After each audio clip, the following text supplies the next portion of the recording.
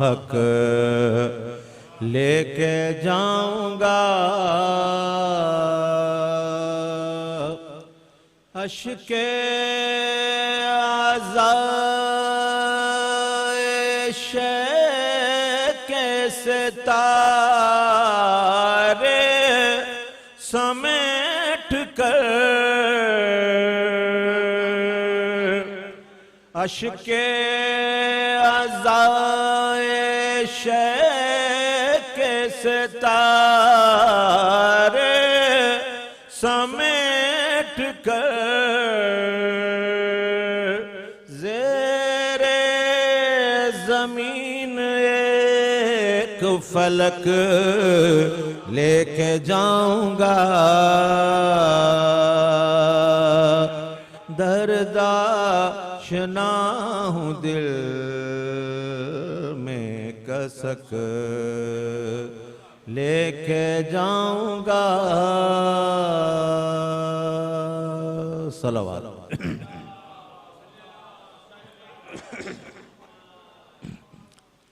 खोल दिया आँखें बाली पर, खोल दिया आँखें बाली पर, पाकर हमने खुशबूए अली, खोल दिया आँखें बाली पर, पाकर हमने खुशबूए अली, फिर नहीं देखा और किसी को, देख के हमने सूए अली,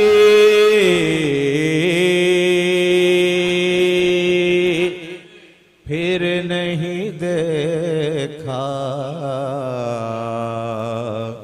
और किसी को, देख के हमने सूए अली। कब आए कब गए फरिश्ते, कब्रों में हमको क्या मालूम,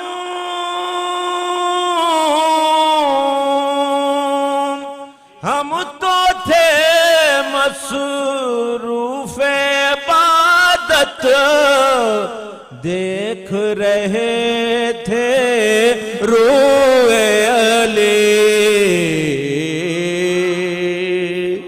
खोल दिया आँखें बाली पर, पाकर हमने खुशबूए अली।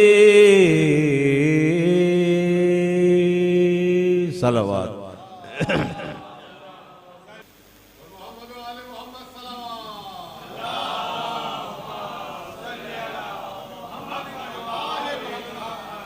बिस्मिल्लाहिर्रहमानिर्रहीम। तमाम तारीफ़ें अल्लाह के लिए, दुरूद और सलाम मोहम्मद और आले मोहम्मद के लिए।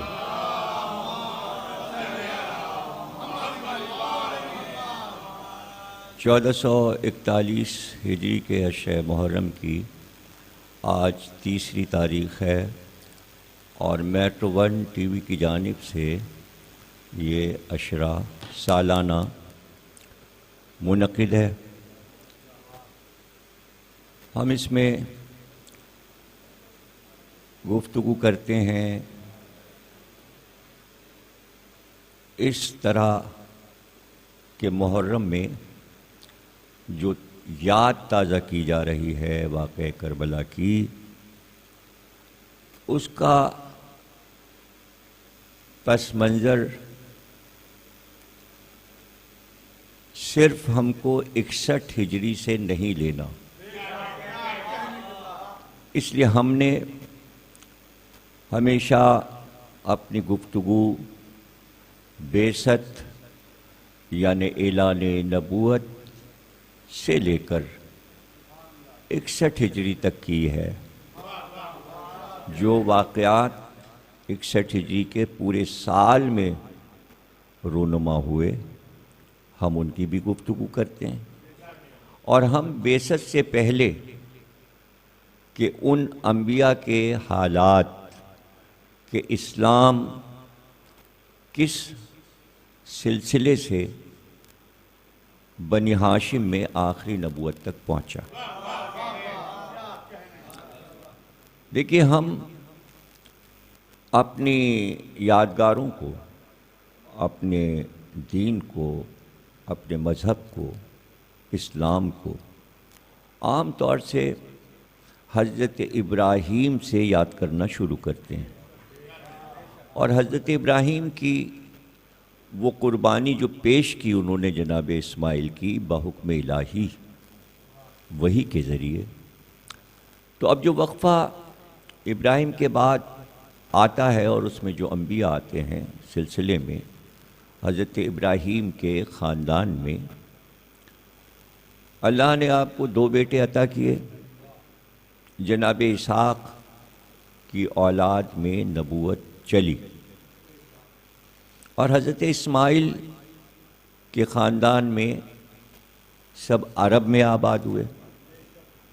और कहीं भी नामो निशान नहीं मिलता कि किसी नबी ने ज़हूर फरमाया हो इस्माइल की औलाद में, इसलिए कि इस नस्ल में आखिरी नबी को आना था। अगर आप कुरान को इस तरह पढ़ें कि अल्लाह की मशीयत और उसकी क़ज़ा और क़द्र को समझें। क़ज़ा क्या है, क़द्र क्या है, मशीयत क्या है, उसके इरादे क्या हैं, यानी उसका अम्र क्या है, वो सब उसने कुरान में मुख्तलिफ़ तरीक़े से आयात की सूरत में पैगंबर पे नाजिल कर दिया, ताकि तसलसल ज़हन में रहे कि एकदम से आखिरी नबी नहीं आ गया। अगर ऐसा होता कि एकदम से सरकार आ जाते और किसी को पता ना होता, इसलिए अल्लाह ने अपनी तमाम किताबों में और अपने तमाम पैगंबरों को ये ख़बर दे दी कि आखिरी नबी आएगा। देखिए, हर नबी ने ला इलाहा इल्लल्लाह के साथ मोहम्मद रसूलुल्लाह पढ़ा और अंबिया को विलायत और विसायत तक की इत्तिला दे दी गई। इसलिए हर नबूवत का ढांचा अल्लाह ने इस तरह तैयार किया कि नबी हो और नबी की आखिरी ज़िंदगी में जबकि वो दुनिया को छोड़ रहा हो और परवरदिगार की तरफ पलट रहा हो, तो बहुक्म इलाही उस नबी से कह दिया गया कि अपना नायब मुकर्रर कर दो। कुछ अंबिया ने बहुक्म इलाही अपने बाद अपने बेटे को नबी बनाया और कुछ को ये हुक्म था कि तुम अपने बेटे को वली बना दो। एक ही वक्त में एक ही ख़ानदान में नबी भी आ रहा है और वली भी आ रहा है।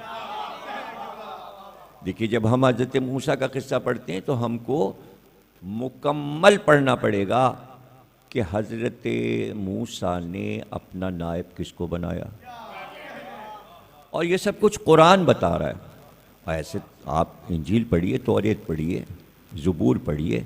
अब तो अभी पाकिस्तान में इसी साल अलग अलग जिल्दों में इंजील भी छप गई है कराची से, तौरेत भी छप गई है और ज़बूर भी छप गई है। तीनों किताबें पहले से कदीम हमारे कुतुब खाने में मौजूद थी, लेकिन अभी चूँकि नया एडिशन बहुत खूबसूरत तौरेत छापी है, बहुत अच्छी ज़बूर छपी है, इंजील भी बहुत अच्छी छपी है, तो मैंने वो ले तो लिया, हालांकि हमारे पास पहले से मौजूद, और हमारे पास सिर्फ ये नहीं कि इंजील मौजूद है, इंजील के कई छापे मौजूद हैं हमारे पास, और कई ज़बानों में हैं, अंग्रेज़ी में भी हैं, तर्जुमा उर्दू में भी है और इब्रानी में भी है हमारे पास। उसके साथ साथ तफसीर भी है, जैसे कुरान की तफसीर उलमा लिखते हैं और वो छपती हैं, जो कि पाकिस्तान में भी छपती हैं, और उससे पहले कदीम भी कुरान और उसकी तफसीर आपको छपे हुए कभी अलग और कभी साथ में मिल जाएगा। उसी तरह इंजील की भी तफसीर लिखी गई है, वो भी मेरे पास है। इसके अलावा लुगत इंजील यानी शख्सियात और मशहूर वाक़यात का खाका, तकरीबन 1500 सफ़े इंजील पे सर्फ हुए हैं, सिर्फ उसके मशहूर वाक़यात, चीज़ें, फल, यानी इंजील में क्या क्या ज़िक्र आया, कितने सितारों का ज़िक्र आया, कितने फलों का ज़िक्र आया, कितनी ज़मीनों का ज़िक्र आया, उसमें तफसील मिल जाएगी। ये तमाम चीज़ें सामने रखने के बाद और मुताले में लाने के बाद, उसके बाद सरकार के ज़हूर को पढ़िए तो आपको पता चलेगा कि ये जो बेइज्जत हो रही है पहले से खबर दी जा रही थी, और हर नबी को बता दिया जाता था कि आखिरी नबी को आना है। और कुरान ने बता दिया कि पुरानी किताबों में ए मोहम्मद आपका नाम अहमद है, अहमद का नाम लेकर खुशखबरी दी गई। तो देखिए, नबी को सिर्फ नहीं बताया जा रहा, नबी को इसलिए बताया जा रहा है कि वो अपनी उम्मत को बताएं, और उम्मत को भी अकीदा रखना ज़रूरी है कि एक आएगा। तो देखिए, इंतज़ार पहले भी हर उम्मत को करना पड़ा, और अभी इंतज़ार ख़त्म नहीं हुआ। देखिए, कुरान ने शुरू में जो ये कह दिया कि तुमको गैब पर अकीदा रखना ज़रूरी है, वरना तुम इस्लाम से खारिज हो जाओगे। एक अकीदा भी अगर किसी ने छोड़ दिया तो फिर वो ला इलाहा पे नहीं रहा, मुसलमान नहीं रहा। कुरान तो आगाज़ में कहता है गैब पर यकीन रखो, तो अब गैब पर यकीन इसलिए रखना ज़रूरी है कि वो हमको नहीं मालूम, किसी वक्त भी ज़हूर में वो चीज़ आ सकती है। तो ऐसा ना हो कि तुम्हारा अकीदा गैब पर ना हो और आने वाला आ जाए तो तुम भटकोगे राह और उसे तस्लीम नहीं करोगे। इसलिए हर नबी की उम्मत से नबी ये कहता था कि आखिरी नबी आएगा और तुम सब उस पर ईमान लाना। इसके माने ये कौमें बाकी रहेंगी। अब ये दूसरी बात है कि इस्लाम के मुअर्रिखीन ये कहते आए कि पिछली कौमों ने अपनी किताबों को मस्ख किया। बात सही है, बात गलत नहीं है। मस्ख किया, चूंकि मस्ख किया, मिलावट की, इसलिए अल्लाह को भी ये बात मालूम है। ये कोई अकीदा थोड़ी रखना है आपको कि किताबें मस्ख की गई, तौरेत, इंजील और ज़बूर, बल्कि अल्लाह ने कहा कि हमने कुरान के बाद उन किताबों को मनसूख कर दिया। वो किताबें मनसूख इसलिए हुई कि अपनी मनमानी तौरेत और इंजील में और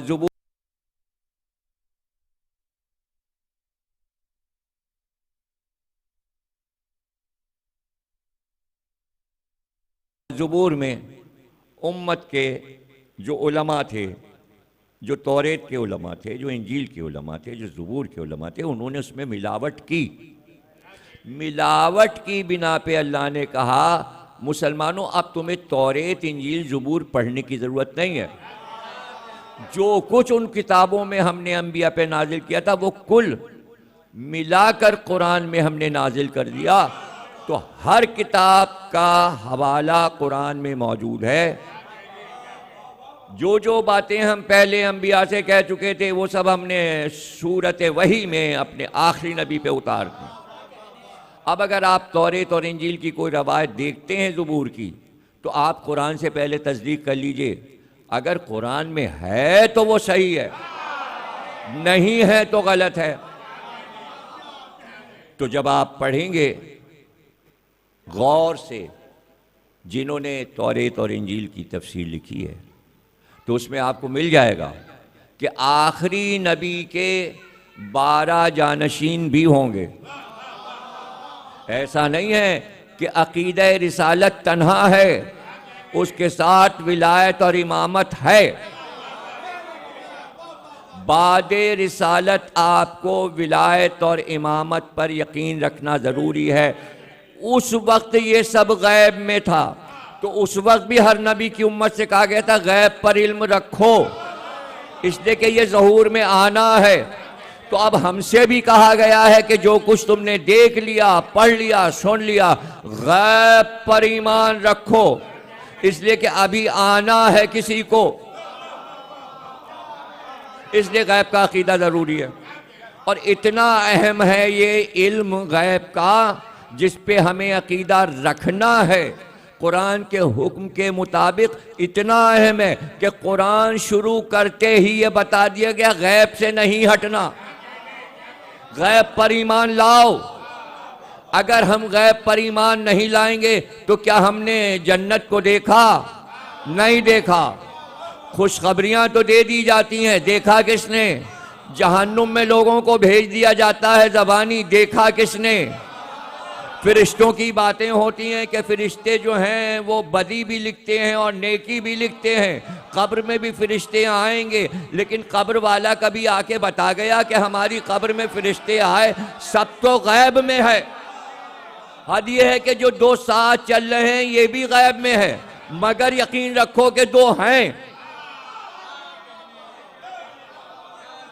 देखिए ये सब गैब है, हूरों की बातें हैं, फिरिश्तों की बातें हैं, गिलमान की बातें हैं, कौसर और तस्नीम की बातें हैं, फलक की बातें हैं, अर्श की बातें हैं, कुर्सी की बातें हैं, लौह की बातें हैं, सिदरा की बातें हैं। फिरिश्ते हैं, लाखों की तादाद में है, कोई अर्श उठाए हुए है। जन्नत पे कुछ फिरिश्ते मुकर्रर हैं, जहन्नुम पे फिरिश्ते मुकर्रर हैं।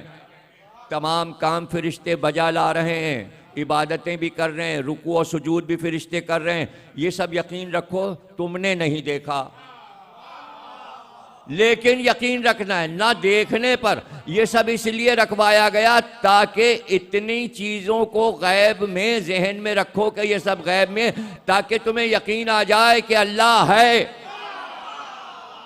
ये अकीदा तौहीद मनवाने के लिए गैब पर इतना जोर दिया जा रहा है। अगर गैब पर अकीदा खत्म हो जाएगा तो कैसे मानोगे कि वो हमें देख रहा है, वो हमारे अमाल देख रहा है, वो कायनात को देख रहा है, और बाल बराबर भी कोई काम हो रहा है तो वो अल्लाह के इल्म में है। ऐसा नहीं कि कोई चीज़ उसके इल्म से खारिज है, कुछ भी हो अल्लाह के इल्म में, और वो महफूज हो रहा है, वो महफूज हो रहा है। ये भी कुरान ने बता दिया कि हम महफूज क्यों कर रहे हैं। तुम्हारे आमाल, तुम्हारा बोलना, तुम्हारा लिखना, हुक्मरानों के लिए तुम्हारा हुकूमत करना, हुकूमत का तरीक़ाकार, अवाम की माशरत, अवाम का रहन सहन, किसी के साथ नेकी करना, किसी के साथ बदी करना, किसी को परेशान करना, किसी के माल को छीन लेना, किसी को नुकसान पहुंचाना, एक एक अमल हम लिख रहे हैं, किताब में लिखा जा रहा है। ये सब इसलिए लिखा जा रहा है कि हम ऐलान कर चुके हैं कि एक दिन अल्लाह का दीन आने वाला है। फैसला उस दिन होगा नेकी और बदी का, और जरा सी नेकी जिसने की होगी उसका भी बदला देंगे, और जिसने हल्की से हल्की बदी की होगी उसकी भी सज़ा देंगे। तो पता चला जज़ा और सज़ा का दिन मुकर्रर है, वो भी तो गैब में है। तो अब कोई बताने वाला तो हो, बताने वाला तो हो, तो सरकार पे वही आती रही, सरकार ये सब बताते रहे। लेकिन अब जब तौरेत की तफसीर लिखी गई, इंजील की तफसीर लिखी गई, तो बाद वाले उलमा ने लिखा ना, जो नायबीन थे, जो मूसा के नायबीन थे, जनाबे यूशा, अगर हारून को नायब बनाया अपना जनाबे मूसा ने, जनाबे मूसा के सामने वफात पा गए। लेकिन अब जब मूसा वफात पाएंगे तो यूशा भी ने नून का होना ज़रूरी है। ताकि पैगंबर पर आई हुई किताब की तशरीहात वो बताएं। इसलिए अल्लाह के कहने से वली मुकर्रर किया जाता है जो नबी की तालीमात को जो कौम रह गई है उसे समझाता रहे, वो गुमराह ना हो जाए, वो आयत के मतलब कुछ और ना ले ले। इसी तरह जनाब ईसा अपना नायब जनाब शमून को छोड़ते हैं ताकि ईसा के बाद कौम गुमराह ना हो जाए इंजील में आई हुई आयत के लिए। तो कुरान की आई हुई आयत के तहफ़्फ़ुज़ के लिए ऐलान करवाया अल्लाह ने नबी से गदीर खुम में कि अली जो है वो तुम्हारा नायब है, यही उम्मत में वली है। अब अली से ज़्यादा आलिम कुरान उम्मत में कोई था नहीं, और अली के सामने किसी ने दावा भी नहीं किया कि हम अली से बड़े आलिम कुरान हैं। हज़रत उमर रज़ी अल्लाह ताला अन्हु का इरशाद मौजूद है, इब्ने अबिल हदीद मोतज़ली और इमाम अबू हनीफ़ा ने लिखा है कि हज़रत उमर ने ये इरशाद फरमाया कि अगर मस्जिद में अली बैठे हों खबरदार कोई फतवा ना दे, अली के सामने जो फतवा देगा वो जलील होगा। इसके माने हमारे इस्लाम के जो खुलफाए, चाहे वो हज़रत अबू बकर रज़ी अल्लाह ताला अन्हु या हज़रत उमर रज़ी अल्लाह ताला अन्हु या हज़रत उस्मान रज़ी अल्लाह ताला अन्हु, सब ने अली की विलायत को तस्लीम किया है।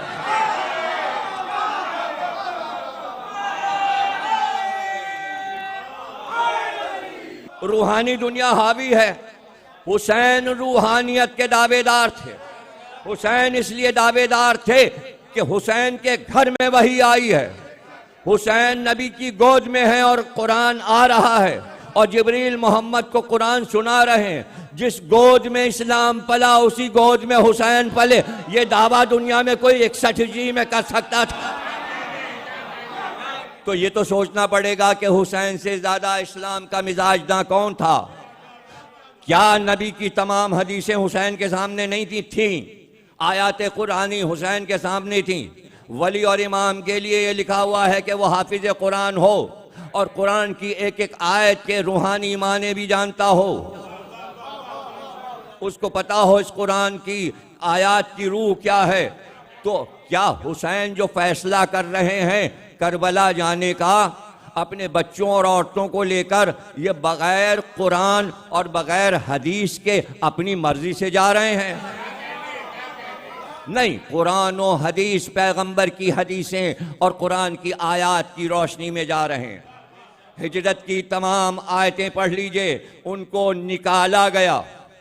हिजरत की आयतों में है कि उनको उनके वतन से निकाला गया, कुरान कह रहा है। तो हुसैन को भी निकाला गया। ये हिजरत जो कर रहे हैं हुसैन अपनी मर्जी से नहीं कर रहे हैं, मदीने से निकाला गया, मक्के से निकाला गया। आप कहेंगे निकालना तो किसी को घर में से आप निकालें तो क्या धक्का दे के निकालेंगे? ये कहेंगे निकल जाओ या हाथ पकड़ के निकाल देंगे। निकालने के माने उर्दू में ये नहीं है, निकालने के माने ये भी हैं कि आप अपने मेहमान से कोई ऐसी बात कह दीजिए जो उसे नागवार हो, जो उसके मिजाज के खिलाफ हो, वो उठ के आपके घर से चला जाएगा। तो अब वो निकाला गया, यानी आपने उसके मिजाज को बरहम किया।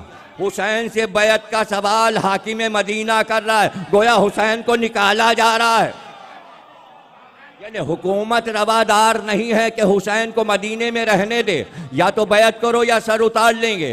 तो अब हुसैन फैसला कर रहे हैं तुम हमें निकाल रहे हो, नाना का रोज़ा छुड़वा रहे हो। अच्छा तो फिर हम अल्लाह के घर जा रहे हैं। सबने कहा आप जा क्यों रहे हैं? कहा हम अल्लाह के घर जा रहे हैं और कई महीने पहले जा रहे हैं ताकि बैठ कर वहाँ दिल भर के इबादत कर सकें।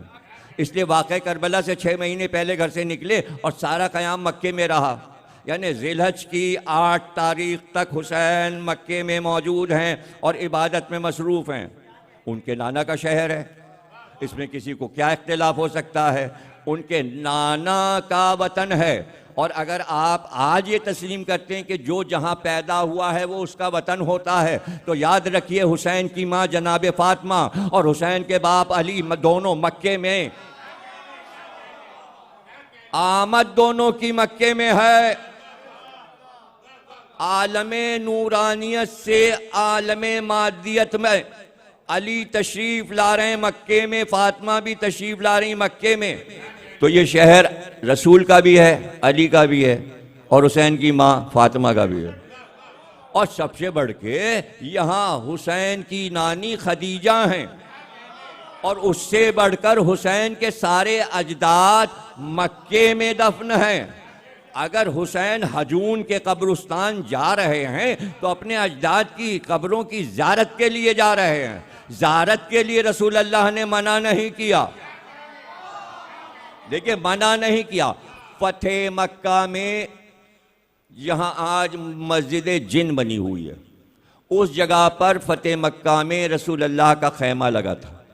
उसकी जगह दो इसलिए मुकर्रर हैं मस्जिद जिन की, जो लोग हाजी जाते हैं मक्के तो मस्जिद जिन में भी जाके नमाज पढ़ते हैं। मस्जिद जिन क्यों बनी हुई है ये भी सुन लीजिए। ये सूरह रहमान में वाक़या बयान किया गया है और कई सूरह जिन में बयान किया गया है। 72वां सूरह जिन। जिन भी गैब है, जिनों पे भी ईमान लाओ। भाई जिनों पे हम क्यों ईमान लाएं? इसलिए कि हुक्म अल्लाह है। एक अकीदा आप छोड़ नहीं सकते। कुरान में 72वां सूरा है। किस्सा क्या है? जब सूरह रहमान नाजिल हुआ और तिलावत की सरकार ने, उधर से दो जिन उड़ते हुए जा रहे थे। ये कुरान है, कुरान ये किस्सा गैब का बयान कर रहा है। हमने नहीं देखा, उस दौर के लोगों ने भी नहीं देखा, लेकिन उस दौर के लोग अगर मुसलमान हैं तो उन्हें अकीदा रखना था, रखा।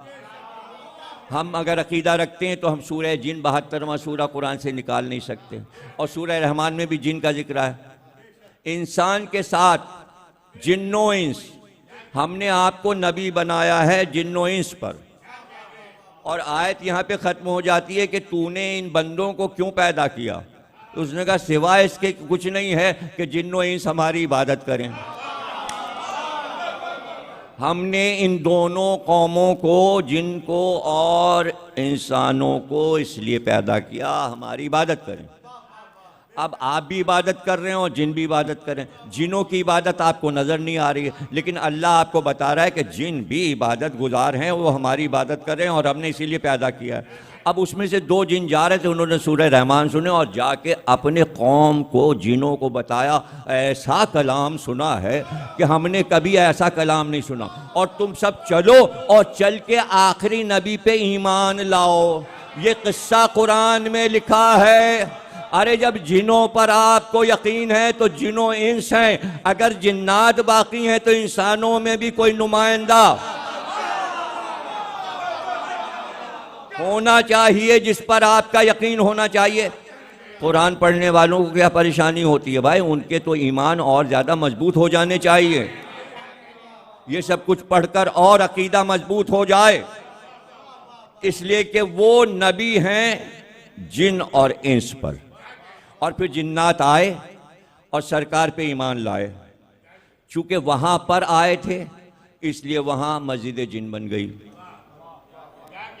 और वहीं रसूल अल्लाह का क़याम फतेह मक्का में हुआ। जब फतेह मक्का के बाद बगैर जंग के फतह हो गई, इसलिए कि अल्लाह ने वादा किया था, अल्लाह ने वादा किया था कि हम तुम्हें वापस ले आएंगे इसी जगह जहाँ से तुम हिजरत में निकल रहे हो। हम तुम्हें फातेह बना के इस ज़मीन पर उतारेंगे।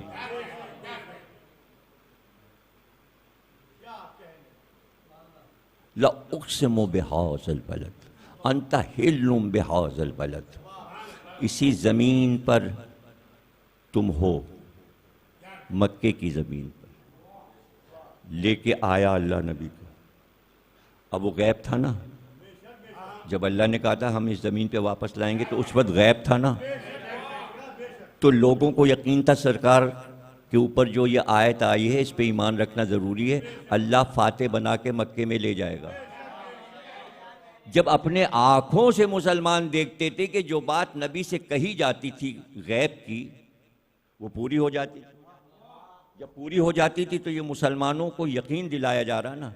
यकीन पर भी कुरान ने जोर दिया है कि यकीन से हट न जाना। शक को नजासत करार दिया गया। दीन के लिए शक खतरनाक है कि कोई अपना शक बयान करे, इसमें शक है। हाँ मेराज हुई और कोई कह दे शक है तो दीन से खारिज हो जाएगा। मेराज हुई कुरान में है, देखा किसी ने नहीं, लेकिन अल्लाह ने उतार दिया। सूरह असरा, सूरह बनी इसराइल को सूरह असरा कहते हैं, उसी में बयान कर दिया। हम ले गए अपने बंदे को, कह दिया सुम्मा दना फतदल्ला फकाना काबा कौसैन व अदना, बुलंदियों पे ले गए।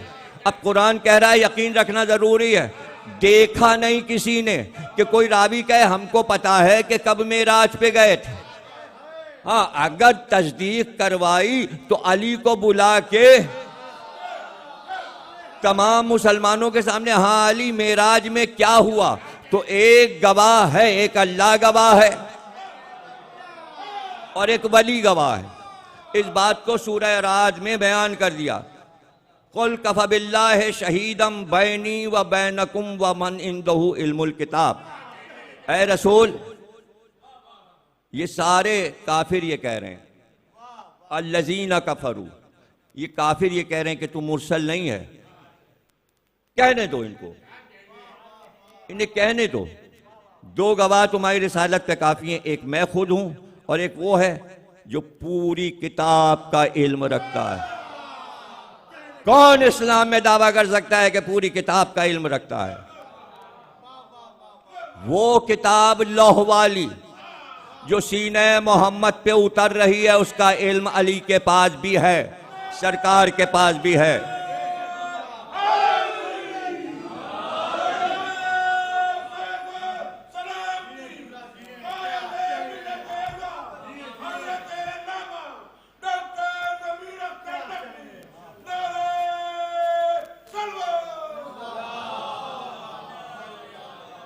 जब काफिला वापस होने लगा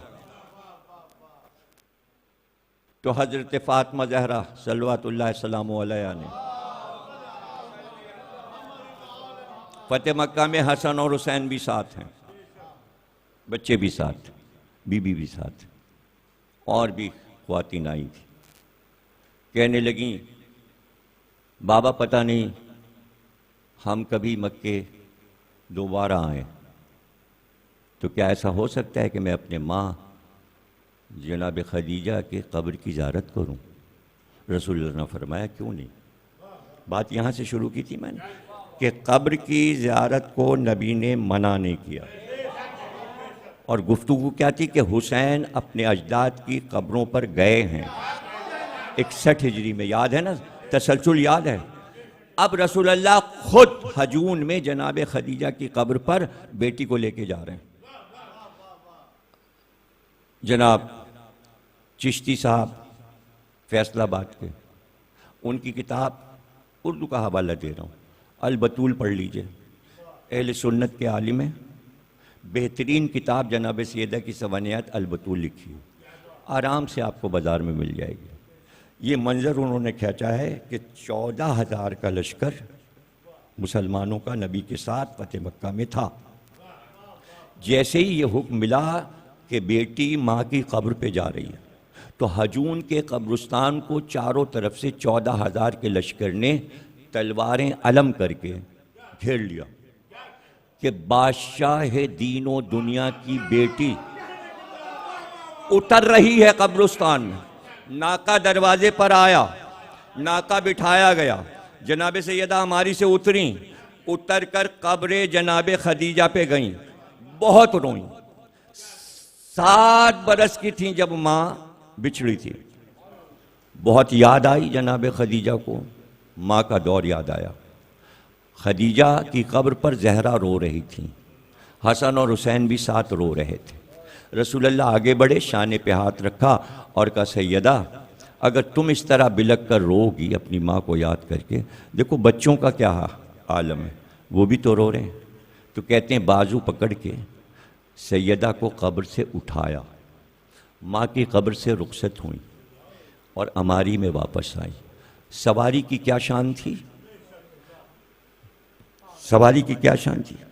फतेह मक्का तारीख़ में मौजूद है, रसूलुल्लाह ने दिखाया कि मेरी बेटी की शान क्या है, किस तरह खैमे से हजून के कब्रिस्तान तक लाया गया।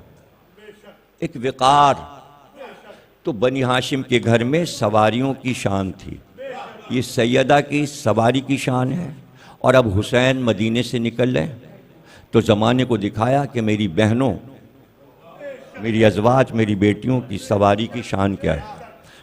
तो रावी कहता है कि सुबह से एक इंतज़ाम था, कनातें लगी हुई थीं, चारों तरफ घटाटोप पर्दे, चांदनियाँ लगी हुई थी, और ऐलान था कोई इधर से ना गुजरे। बनी हाशिम के महल्ले में कोई इधर से ना गुजरे, कोई छत पर ना चढ़े। शहजादियाँ सवार हो रही। क्यों? इसलिए कि कुरान में पर्दे का हुक्म। खदीजा बीबी अय्याम जाहिलियत में भी पर्दा करती थी।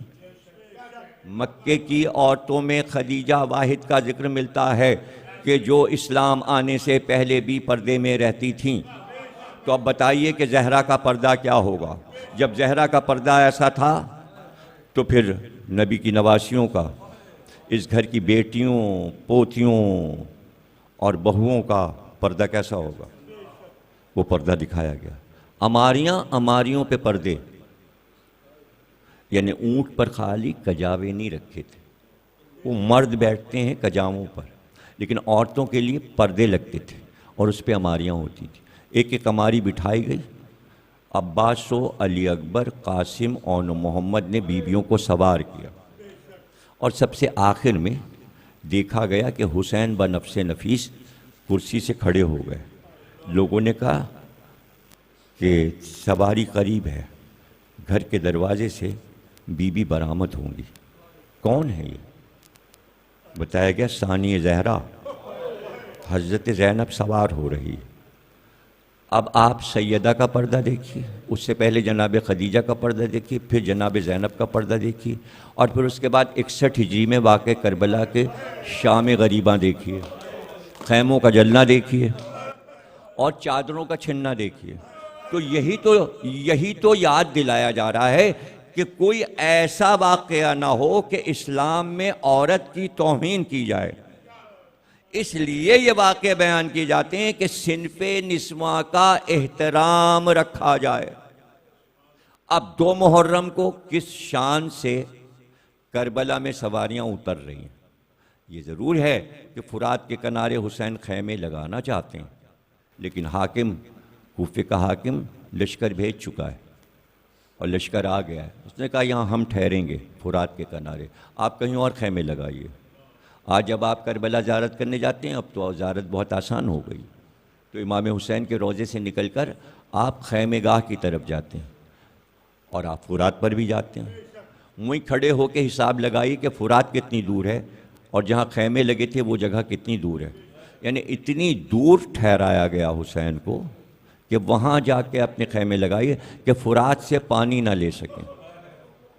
फुरात पर हाकिम के सिपाहियों का कब्ज़ा हो गया दरिया पर, और हुसैन ने वहाँ खैमे लगा दिए।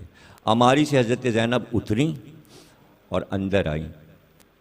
चूँकि आजकल मैं हज़रत ज़ैनब की सवाने हयात लिख चुका हूँ और प्रेस में छपने जा रही है।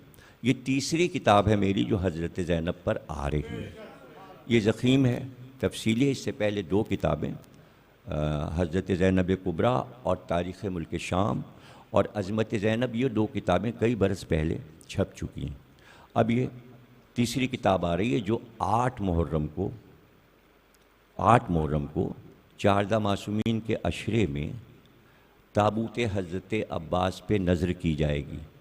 ये भाई बहन का रिश्ता क्या है, इसलिए कि ज़ैनब के पर्दे का एहतमाम हज़रत अब्बास कर रहे थे, उनके हाथ में।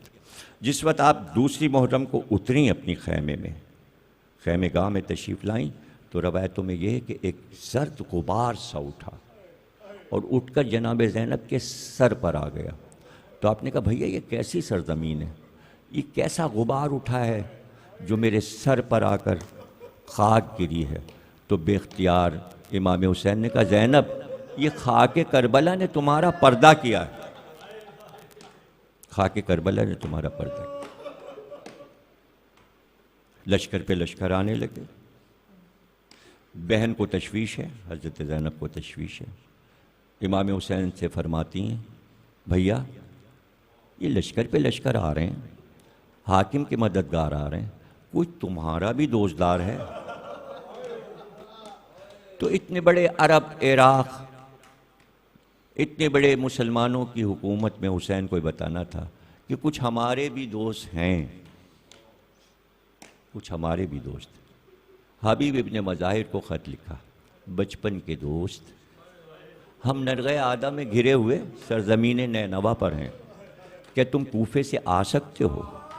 ये ख़त लिखने को तो लिख दिया। हुसैन ने आखिरी जुमला ये लिखा, हबीब आने में जल्दी करना, ऐसा ना हो कि तुम आओ और मुझे ना पाओ।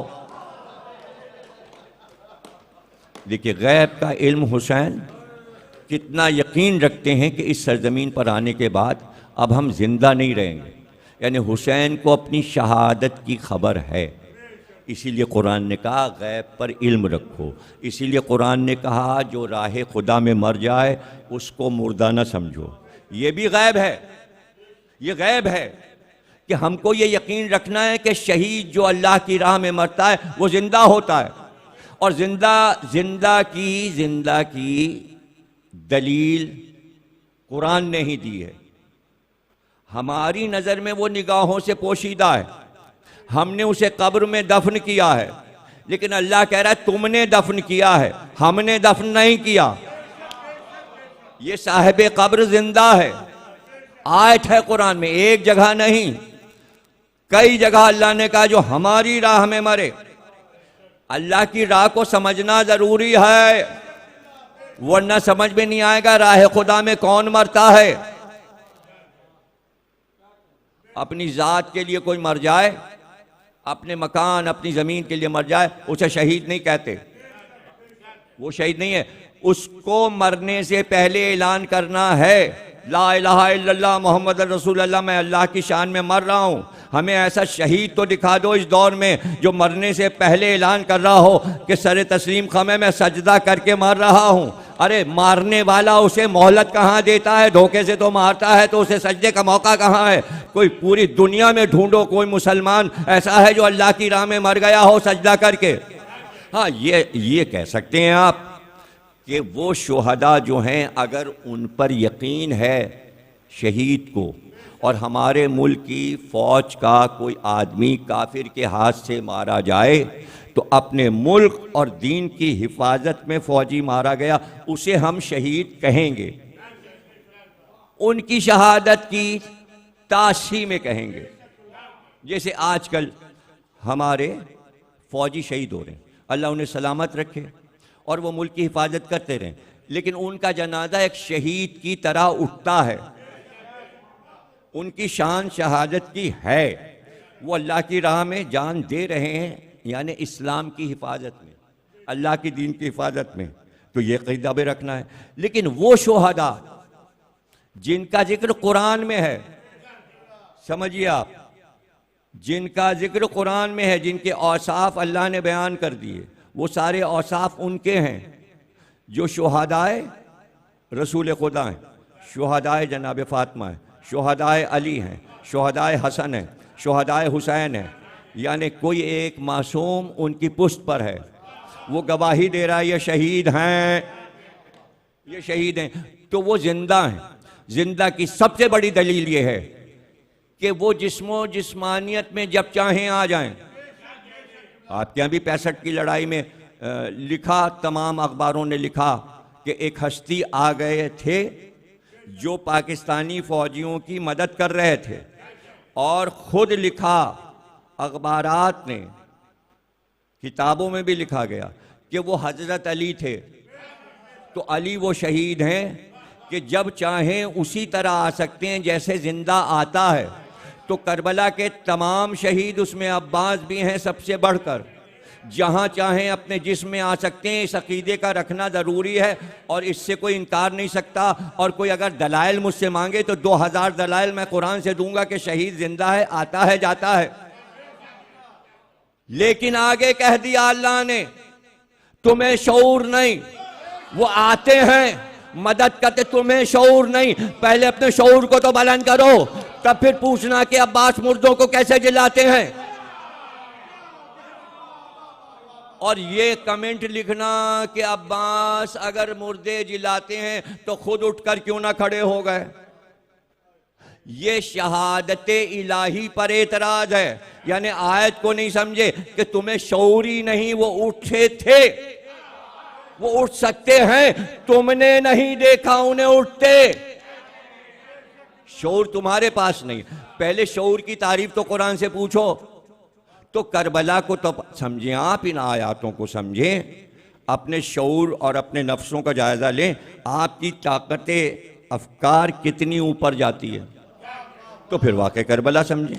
सवारी उतर रही है, हबीब के पास खत जा रहा है, जल्दी से आ जाना। हबीब चले, वहाँ से हबीब चले, कूफे से चले, चारों तरफ फौजें, चारों तरफ पहरें। बीवी से कहा कि भाई हम जा रहे हैं। बीवी ने कहा हम भी चलेंगे, खाक फाकेंगे मगर हम भी चलेंगे। ज़ौजा भी पहुंची। गुलाम कह रहा है घोड़े से कि अगर मेरे आका ने आने में देर की तो मैं तुझ पे सवार होकर चलूंगा हुसैन की मदद करने, हुसैन की नुसरत करने। हबीब पहुंच गए। या एक मंजर था कि सबको परचम और अलम दे रहे थे हुसैन। एक नेज़ा जिसमें परचम लगा हुआ था वो अपने खेमे की तनाब से लगा के रख दिया। लोगों ने पूछा ये किसका हिस्सा है? कहा आया चाहता है।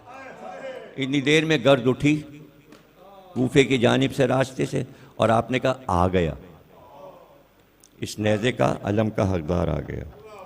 अब जो हबीब आए और हुदूदे ख़याम में दाखिल हुए तो आने की शान ही और थी। जब लुटा हुआ काफिला कूफे पहुंचा तो उसने देखा कि नेज़ों पे सब शहीदों के सर हैं। एकदम उसकी नजर गई कि एक नेज़े वाला नेज़े पर मेरे बाप का सर रखे है। उसने अपने दोस्तों को बुलाया, सबके कमर में तलवारें लगी थी। उसने कहा हमला करो और इस आदमी से मेरे बाबा का सर छीन लो। सबने मिलके हमला किया, उसके हाथ से नेज़ा छीना कासिम के साथियों ने और सर को लेकर उसने सीने से लगाया, बाप की पेशानी पे बोसा दिया और फक्र के साथ सर लेकर चला कि ये मेरे बाप का सर है, कातिलों से मैंने छीन लिया है। जंग करके हाय उस वक्त सैयदे सज्जाद ने अपने बाबा के सर को देखा, वारिस मौजूद था मगर हाथों में हथकड़ियां।